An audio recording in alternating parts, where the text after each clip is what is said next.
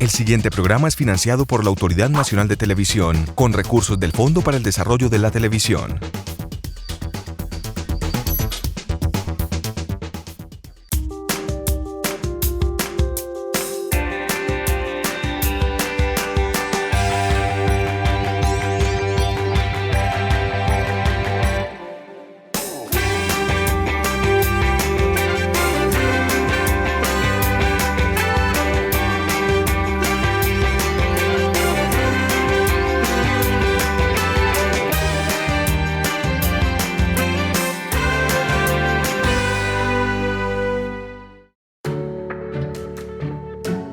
Esta mujer nació en Medellín, Colombia, en el mismo año de Ernesto El Che Guevara, Andy Warhol y Alvin Toffler, en 1928. Dedicó su vida a estudiar para enseñar y luego recoger en muchos libros y en un blog todo lo aprendido. Defensora del idioma, pero ante todo, maestra. Su nombre está grabado en la memoria de muchos, de casi todos los que tuvieron el privilegio de estudiar español y literatura con sus libros o de leer su columna, que mantuvo con mucho éxito durante más de 15 años en un conocido periódico de Medellín. Habla la experiencia de Lucila González de Chávez. Bienvenida. Cuando usted me dice bienvenida, yo me siento muy bien venida a este lugar, recinto de uno de los más grandes hombres de Antioquia y de Colombia, Fernando González, en este ambiente tan bello y gozando, disfrutando el honor que me hace Teleantioquia de averiguar un poquito de mi vida. Muchas gracias. Doña Lucila, ¿cómo hace una persona después de perder a sus padres de tan temprana edad para encaminar su vida y lograr tantos éxitos en su trayectoria y tanta dedicación a tanta gente? Clara Marcela, a mí me parece que es un poquito difícil responder eso. Se me ocurre pensar que uno conscientemente maneja muchas cosas y en ese consciente puede direccionar muchas actuaciones. En ese lado yo no puedo responder en el lado de la conciencia. ¿Cómo fue? ¿Cómo hice? ¿Cómo pensé que yo tendría que ser en el futuro algo? No puedo responder ahí. Pero si nos vamos al inconsciente, de pronto en ese inconsciente haya experiencias vistas, no vividas, porque a los 7 años, 6 años no se vive mucha experiencia. De pronto muchas experiencias vistas, observadas en mi familia, palabras, lecturas, comportamientos y la sensación de la soledad que yo siempre tuve al quedar sin papá y sin mamá y sin hermanos, al cuidado de mi abuelo y de mis tías. También pienso que había ya muy dentro de mí el sentido de la responsabilidad de ser responsable conmigo mismo. De pronto sí siento como una imagen muy temprana, un poco borrosa, pero recordable. Tal vez algún día me dije, yo no puedo estar aquí toda la vida de cuenta de mi abuelo y de mis hermanas y de mis tías. De pronto eso me impulsó a estudiar, a buscar, no sé, algo raro y distinto, y yo diría desconocido, y le pondría como título, Dios me puso en ese camino que he transitado. ¿Dónde nació ese amor por la gramática, por el español, por la literatura, por las letras? ¿Cómo descubrió usted esa vocación? ¿Recuerda de pronto algún momento específico o fue un trasegar y fue una búsqueda constante? Clara Marcela, ¿no será que en la vida las cosas lo buscan a uno? Yo pregunto eso porque también tengo una incógnita para responder de una manera precisa lo que usted me dice. Algún día yo muy niña salía de la misa en el pueblo donde me crié, porque a los 3 años me llevaron al pueblo de mis abuelos, cuando aquí se murieron mis padres.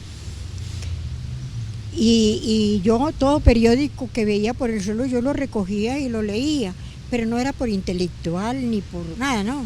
La curiosidad de un niño que coge del suelo todo lo que ve, simplemente era una niña curiosa.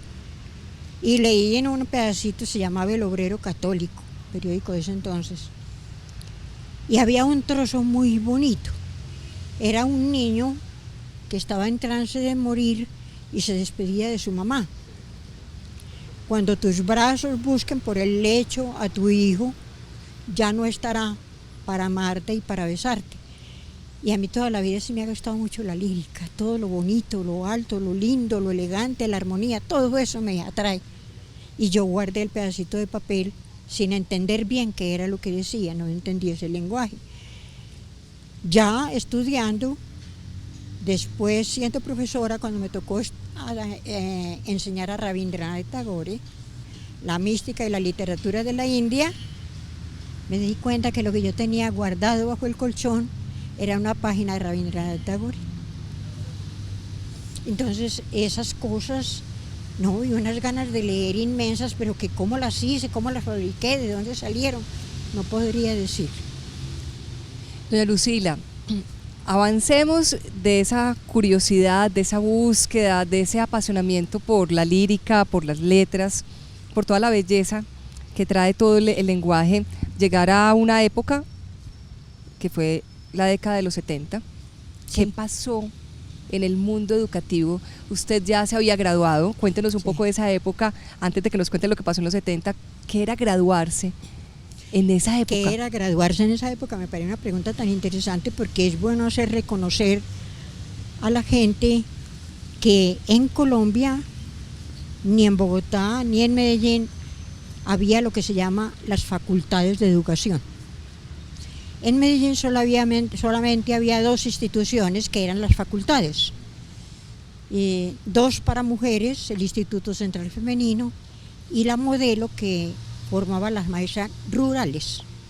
En el Central Femenino se formaban las maestras superiores de alto coturno y en el mismo título decía República de Colombia, es muy grande, el diploma muy bonito, le concede el título de maestra superior después de haber cursado todos sus estudios, haber presentado la tesis, porque teníamos tesis, y la práctica correspondiente a una semana entera con representantes del Ministerio de Educación, representantes de la Secretaría de Educación, la cosa era muy seria. Y también existía la normal de varones, hoy también existe, donde se formaban los maestros. Los grandes maestros que en Colombia y en Antioquia han sido, son egresados de la normal de varones. En el 70 me dice, sí, yo ya estaba instalada en el magisterio, pero no hacía mucho tiempo porque yo me gradué y empecé a hacer mis primeros pinitos de maestra a mis 18 años en escuelas rurales, en escuelas de pueblo. Nuestro profesor de geografía, que era el doctor José Manuel Botero, cuando llegó al grado de nosotras, lo primero, el regalo que nos entregó fue el título, el nombramiento. A cada una le dio el nombramiento para su pueblo. A mí me dijo, no hay nada cercano a Titiribí, váyase a Magá. Y cuando en Titiribí haya un puesto, yo se lo doy. 3 meses transcurrieron cuando él personalmente me llamó y me dijo, ya está el puesto en Titiribí. Al año siguiente me nombraron para la normal de señoritas de Río Negro, que era, como quien dice, otra facultad de educación. Allá fue donde viví el 9 de abril de 1948. Todo el gaitanazo. El gaitanazo, el bogotazo, todas esas historias. Pasaron algunos años, uno de los partidos políticos me echó porque yo era del partido contrario. Después el partido que me echó y al cual pertenecía el doctor José Manuel Botero dijo, a esta niña no la pueden echar, me le dan un puesto y ya.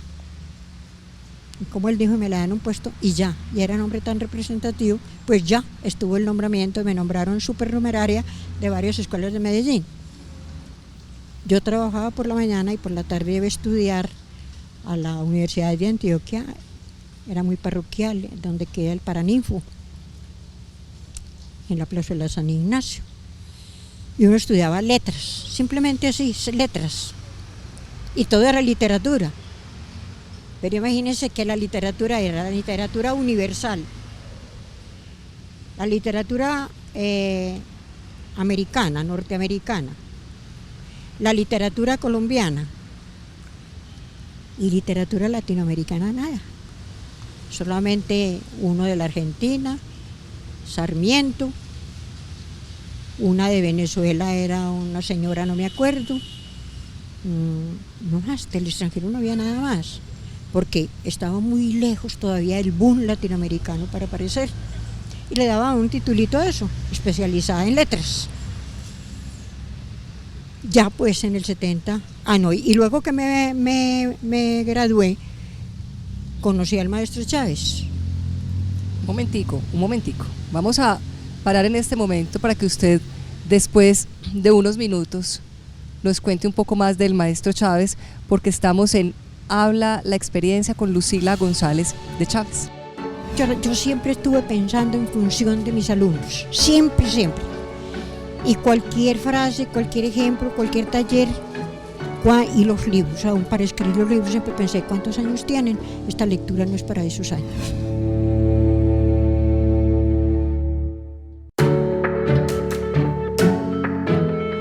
Yo todo periódico que veía por el suelo yo lo recogía y lo leía, pero no era por intelectual ni por nada, ¿no?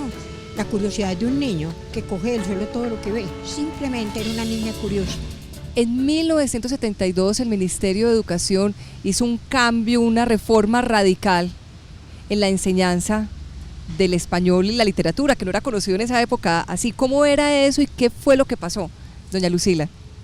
Ocurrió que el idioma no se estudiaba sino de 3 puntos de vista: la ortografía, la gramática y la literatura, todo por separado, con profesores diferentes. En el 72 nos enviaron del ministerio unos documentos y unas exigencias con el programa de lengua española, y eso se llamaba español y literatura, así se llamaba el área, y había que estudiar fonética, sintaxis, semántica, gramática, ortografía, literatura, análisis literario, biografías de escritores, análisis de las obras, comprensión de lectura, lectura oral y lectura mental. Y todo eso en una sola materia. Y todo eso un solo profesor y en una área que se llamaba español y literatura. Por supuesto, cuando uno recibía eso, yo me asusté, no sé qué harían los otros profesores, pero yo me asusté. Estuve en mi casa pensando mucho, yo siempre estuve pensando en función de mis alumnos, siempre. Y cualquier frase, cualquier ejemplo, cualquier taller, y los libros, aún para escribir los libros siempre pensé, ¿cuántos años tienen? Esta lectura no es para esos años. Siempre pensé en función de qué hago para que las muchachas, los muchachos no se aburran. Y empecé a idear unos módulos, dirían hoy. En esa época ni siquiera ese nombre había. Entonces yo lo llamé unidad de trabajo. Y partiendo de una lectura... Pero usted lo llamó, usted los llamó así, nadie le dijo cómo hacerlo. No, nadie, yo sola, como dicen los niños, cuando hay quien le enseña a leer, nadie, yo solo. De verdad, yo nunca trabajé en equipo con nadie. Todos mis libros y mis cosas he sido yo sola. Pensándolo, ordenándolo, dirigida por el cerebro, por el amor a la enseñanza, por el amor al área que estoy enseñando, por el deseo de que se superen, por el deseo que todo salga bien. Esos han sido mis ayudantes, mi equipo de trabajo. Mi motivación. Sí, mi equipo de trabajo. Entonces dije, bueno, cojamos, a ver, en esta unidad hay que enseñar, vamos a repartir estos autores en estas unidades. Este autor, tomamos una lectura de este autor. Y en esa lectura vamos a hacer lectura oral y ahí aplicamos las normas de fonética. Tuve que ponerme a estudiar mucha fonética porque eso nunca se vio en ninguna parte. ¿Y cuál fue el resultado? Pues si uno estudia bien, a conciencia, y estudia para enseñar, es fenomenal, porque eso no se olvida nunca y uno siente mucho amor con enseñar eso.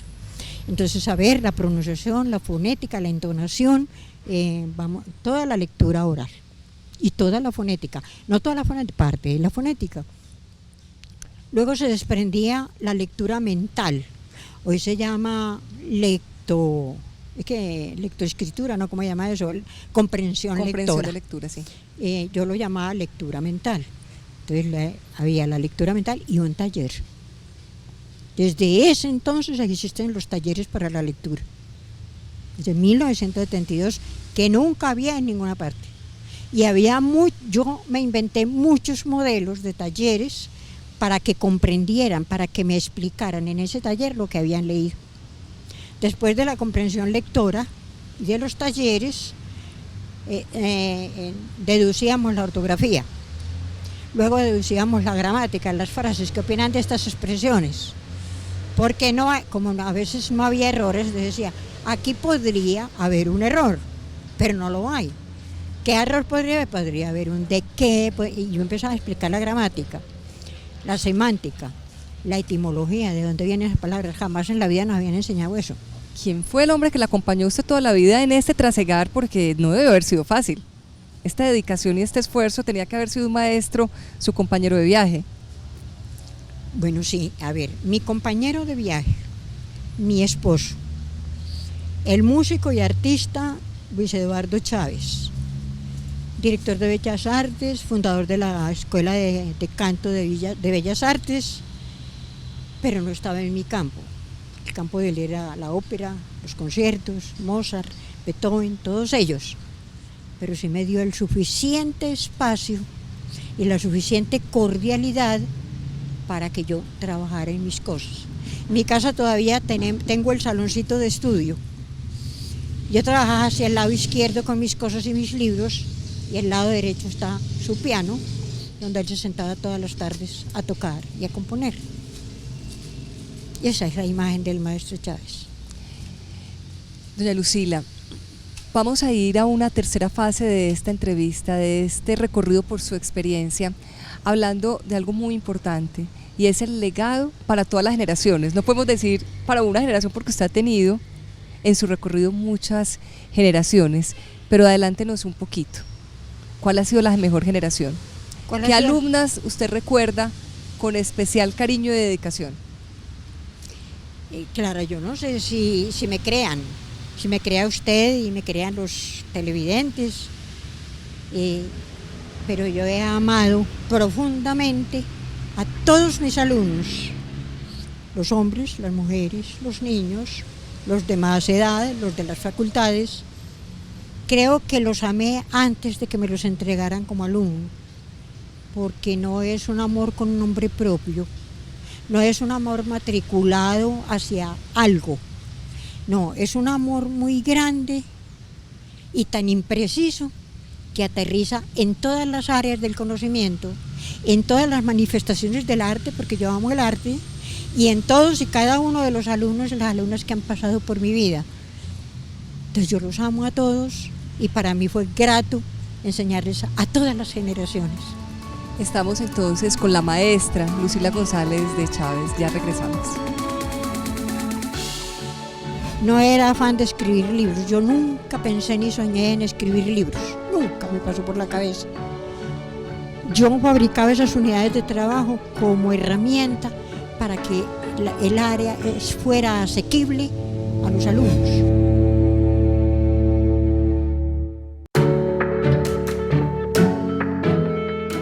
Pero yo he amado profundamente a todos mis alumnos, los hombres, las mujeres, los niños, los de más edad, los de las facultades. Creo que los amé antes de que me los entregaran como alumno. Hemos hecho un recorrido por toda la vida de doña Lucila González de Chávez y hay algo que a mí sí me inquieta un poco. ¿Por qué ese afán de dejar publicaciones? Era muy difícil de responder porque la respuesta va en beneficio mío y eso es un poquito feo, pero le voy a responder. No era afán de dejar legados, no era afán de escribir libros. Yo nunca pensé ni soñé en escribir libros, nunca me pasó por la cabeza. Yo fabricaba esas unidades de trabajo como herramienta para que el área fuera asequible a los alumnos. De la editorial de PDU me llamaron 3 meses después de haber entregado esos módulos y me dijeron que si permitía publicarlos. Le dije, pues si prestan algún servicio, con mucho gusto. ¿Cómo no van a prestar servicio? Me decía, si en Colombia no hay manera de enseñar todo este montón de cosas. La única que tiene ordenadito ese programa es usted. como yo era profesora solamente de un décimo, de sexto, regresemos, de sexto de bachillerato, entonces apareció el primer libro, fue el último, el primero en aparecer. Cuando lo publicaron y tuvo tanto éxito, me dijeron el de quinto. Y yo, el de quinto no, yo No lo he hecho. Entonces, a marchas forzadas, hice el de quinto. Lo llevé y el de cuarto, y así me acosaron hasta que yo no sé cómo pude escribir esa serie. En 2 años y medio escribí toda esa serie. ¿Qué debe tener un maestro, una maestra? ¿Qué debe tener? Amor por sí mismo, primero. Amarse a sí mismo y amar lo que hace, porque si no, nada le sale. Segundo, capacidad de autoevaluarse. Y ya con esas cosas interiorizadas y realizadas, ya sí salir al mundo. Entonces, amar a los que le toquen, los alumnos que le toquen de cualquier naturaleza, de cualquier edad, de cualquier compostura física, lo que sea. Amar porque son sus alumnos. Amar el área que va a enseñar. Y por supuesto, con mucho amor, buscar ese acercamiento. Es exactamente como una conquista amorosa. Él se te acerca, te busca el lado, te mira, te sonríe, te ama a la distancia, te habla palabritas al oído y de pronto acierta y te enamora. Y te conquista. Te conquista y te enamora. Eso es lo que hay que hacer con los alumnos. Para terminar, ¿cómo hace en este momento los que le perdieron la pista hace rato para redescubrirla? ¿Dónde la encuentran? Me buscan en internet y yo no sé quién ha montado ese montón de cosas allá, porque a mí el computador me sirve para escribir textos. En eso sí soy muy hábil, en corregir, en borrar, en escribir, en imprimir, en todo eso, más o menos otras cosas. Yo por eso no acepto ninguna red social, no por petulancia, sino porque yo no sé manejar eso. Yo sé que me enredaría con eso. ¿Pero qué Y encuentra para uno en el decir blog? bobadas, no. ¿Cómo es el blog? ¿Cómo lo encuentra uno? Entonces el blog, alguien me enseñó cómo hacer el blog y yo ensayé y lo monté y apareció. Entonces yo hablo ahí de muchas cosas, de literatura, análisis de libros, las últimas recomendaciones de la Real Academia de la Lengua, es muy variado. Yo nunca cuento un chiste ahí. Nunca, ni siquiera. La rigurosidad ante todo. Sí. No, porque es que en mí funciona todavía el amor por enseñar. Y por eso estudio todos los días, y por eso consulto, porque la gente me escribe por el correo y yo doy clase por el correo. ¿Cómo quiere que siempre la recuerde?